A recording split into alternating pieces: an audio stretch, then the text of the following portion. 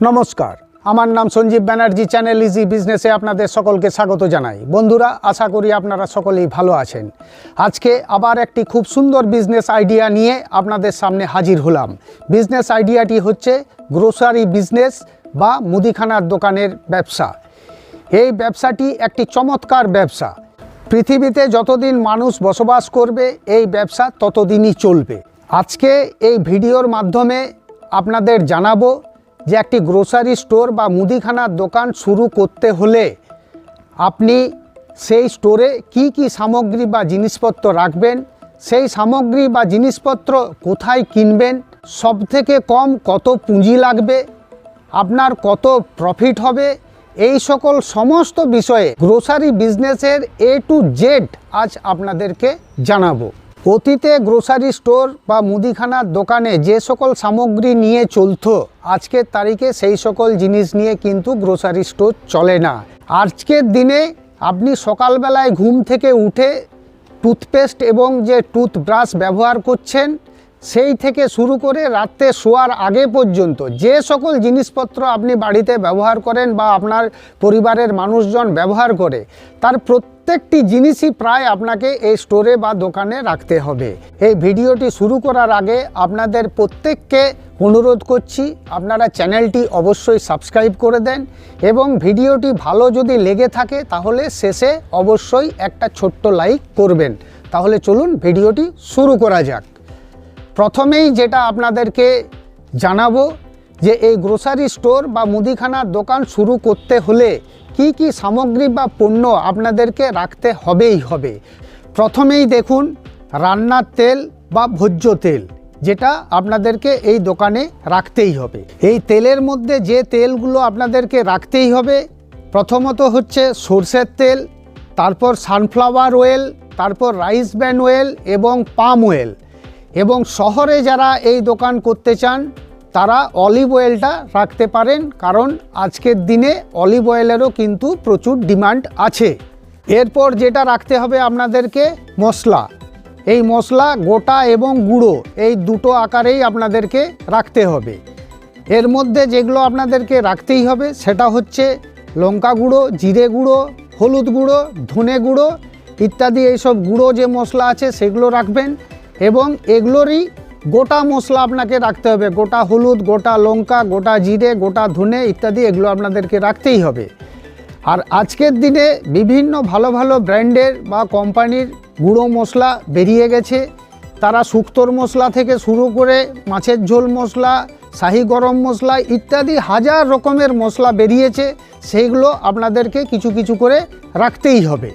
এরপরে যেগুলো আপনাদেরকে রাখতেই হবে তার ভেতরে গুরুত্বপূর্ণ হচ্ছে ডাল বা ডালকলাই। এই ডাল বা ডালকলাইয়ের মধ্যে যেগুলো পড়ছে দেখুন, মুসুরির ডাল, মুগের ডাল, বিরির ডাল, ছোলার ডাল, অড়হর ডাল, মটর ডাল, এছাড়াও ছোলা কলাই, কাবলি ছোলা, মটর কলাই ইত্যাদি এগুলো গোটাও সব রাখতে হবে। গোটা মুগ, গোটা বিরি সমস্ত কিছুই আপনাকে রাখতে হবে। এছাড়াও যেগুলো রাখতে হবে তার ভেতরে লবণ, আটা, ময়দা, বেসন, সুজি, ছাতু, ডালিয়া, সিমুই, পোস্ত, কাজু বাদাম, আমন্ড, লং, এলাচ, দারচিনি, জয়িত্রী, জায়ফল, বিভিন্ন রকমের সস, পাউডার দুধ বা লিকুইড দুধ, বিড়ির বড়ি, বিভিন্ন রকমের বিস্কুট, চানাচুর বা ওই জাতীয় যে সকল খাদ্যদ্রব্য পাওয়া যায় সেই জিনিস আপনাকে অবশ্যই রাখতে হবে। কাপড় কাচা সাবানের গুঁড়ো বা সাবান, বাসন মাজা সাবান, এছাড়া গায়ে মাখা সাবান, hair oil, shampoo, Harpic, Colin, hand wash, dishwash ইত্যাদি এগুলো রাখতে পারেন। এর সাথে মশা মারা কয়েল বা তার লিকুইড, চাল, চিনি, গুড়। এছাড়াও আপনার আজকের দিনে বিরিয়ানি বা ফ্রাইড রাইসের প্রচুর পরিমাণে প্রচলন বাড়িতে বাড়িতে শুরু হয়েছে। সেই চাল বা সেগুলো তৈরি করার জন্য যে যে সামগ্রী লাগবে সেগুলো আপনাদেরকে অবশ্যই রাখতে হবে। যেমন ধরুন গোলাপ জল, কেওড়া জল, মিঠা আতর ইত্যাদি এগুলো আপনাদেরকে রাখতেই হবে। টুথপেস্ট, টুথব্রাশ, কমপ্লান, হরলিক্সের মতন যে সকল হেলথ ড্রিঙ্কস আছে সেগুলো আপনাদেরকে রাখতে হবে। এছাড়াও যেগুলো সিজনে সিজনে ব্যবহার হয়। শীতকালে কোল্ড ক্রিম, বডি অয়েল এবং মধু, চবনপ্রাশ, এই ধরনের যে খাবারগুলো, এগুলো শীতকালে রাখতেই হবে। এছাড়া গ্রীষ্মকালে বিভিন্ন টাইপের যে গ্লুকোজ আছে, গ্লুকন ডি, গ্লুকন সি, এগুলো রাখতে হবে। মিছরি, তালমিছরি ইত্যাদি এগুলো রাখতে হবে। এই রকম খুঁটিনাটি অনেক জিনিস আছে যেগুলো আপনাদেরকে রাখতেই হবে। চা, কফি, তড়কার ডাল অবশ্যই রাখবেন। এছাড়াও গ্রামের দোকানে আলু, পেঁয়াজ, রসুন, আদা ইত্যাদি এসবগুলো রাখতে পারেন। যে যে জিনিসগুলি আপনি ব্যবহার করছেন বাড়িতে প্রত্যেক দিন, তার প্রত্যেকটি জিনিসই প্রায় আপনাকে এই গ্রোসারি স্টোরে রাখতে হবে। আপনি চিন্তা ভাবনা করে এগুলো বের করে নেবেন। এরপরে যেটা একটা গুরুত্বপূর্ণ বিষয় বা জানার প্রয়োজন আছে, সেটা হচ্ছে যে এই পণ্য বা সামগ্রীগুলি আপনি কোথায় কিনবেন। দেখুন, প্রথম যখন দোকান শুরু করবেন তখন অবশ্যই আপনার কাছাকাছি যে পাইকারি বাজার আছে, সেই পাইকারি বাজার থেকে আপনি কিনে দোকান বা স্টোর আপনি শুরু করুন। তার কারণ হচ্ছে আপনার এই যে দোকান, এখানে প্রত্যেক দিনই প্রায় আপনাকে বাজার যেতে হবে। হাজার রকমের আইটেম আছে, একটা শেষ হবে সাথে সাথেই আপনাকে এনে আবার স্টোরে রাখতে হবে। তাই কাছাকাছি পাইকারি বাজারে যদি আপনি কেনাকাটা করেন, তাহলে এই সুযোগ সুবিধাটা আপনি অবশ্যই পাবেন। এবং এই মুদিখানার দোকানের যে জিনিসপত্রগুলি থাকে, তার যে পাইকারি বাজার এবং সেখানে যে পাইকারি দোকান আছে, এর হোলসেল যারা করেন তারা কিন্তু খুব বড় মাপেরই কাজ করেন। সেই কারণে আপনি আপনার কাছাকাছি পাইকারি বাজার থেকে মাল কিনে এনে বিক্রি করুন, তাতে আপনার কোনো অসুবিধা হবে না, আপনি তাতে ভালো প্রফিট পাবেন। এরপরে যেটা গুরুত্বপূর্ণ বিষয় হচ্ছে যে আপনি এই দোকান বা এই বিজনেস করে কত টাকা প্রফিট করতে পারবেন। দেখুন, সেটা আপনার বিক্রির উপর নির্ভর করছে কত টাকা প্রফিট করতে পারবেন। মুদিখানার দোকানের যে পণ্যগুলি বিক্রি হয়, সেই পণ্যগুলি বিক্রি করে আপনি ম্যাক্সিমাম 20%, মিনিমাম 3%, কিছু কিছু জিনিস আপনাকে 3% প্রফিটে বিক্রি করতে হবে, আর কিছু কিছু জিনিস আপনি 20% পর্যন্ত প্রফিট করতে পারবেন।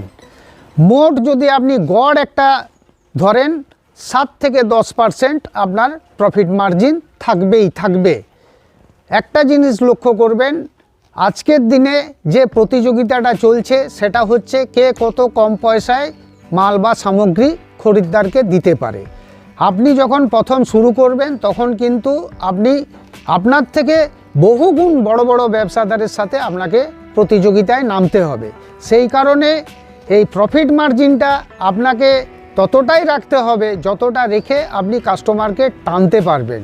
এরপরে যেটা সবথেকে গুরুত্বপূর্ণ বিষয় হলো যে এই ব্যবসা শুরু করতে আপনার কত টাকা পুঁজি লাগবে। দেখুন, এই গ্রোসারির দোকানে বা মুদিখানার দোকানে যে যে পণ্যগুলি আছে, এই পণ্য কেনার জন্য আপনার 1.5 থেকে 2 লক্ষ টাকা লাগবে। এরপরে দেখুন, একটা দোকান ঘর আপনাকে নিতেই হবে। এই দোকান ঘরটা নির্ভর করছে আপনি কোন জায়গায় নিচ্ছেন তার উপরে তার খরচ। আপনি যদি বড় বাজারের মধ্যে নেন তার খরচা আলাদা হবে, বা সেখানে ভাড়া নেন ভাড়া আলাদা হবে। যদি আপনি গ্রামে গঞ্জে করেন সেখানে তার দাম আলাদা হবে। অতএব এই দোকান ঘরের বিষয়টা কিন্তু বলা যাবে না, এটার সেই পজিশনের উপর বা সেই জায়গার উপর নির্ভর করবে। দেখুন, আজকের দিনে সোজা সোজা কোনো বিজনেসই করা যায় না, একটু বুদ্ধি লাগিয়ে কাজ করতে হয়। বিভিন্ন রকমভাবে আপনাকে চিন্তা ভাবনা করতে হবে, বিভিন্ন গিফট আপনাকে দিতে হবে, কাস্টমার যাতে আসে সেই রকম বিভিন্নভাবে আপনাকে প্রচার করতে হবে। আশা করি এই ভিডিওটি আপনাদের সকলের খুবই কাজে লাগবে। সকলে ভালো থাকুন, সুস্থ থাকুন। সকলকে ধন্যবাদ জানিয়ে এই ভিডিওটি শেষ করলাম।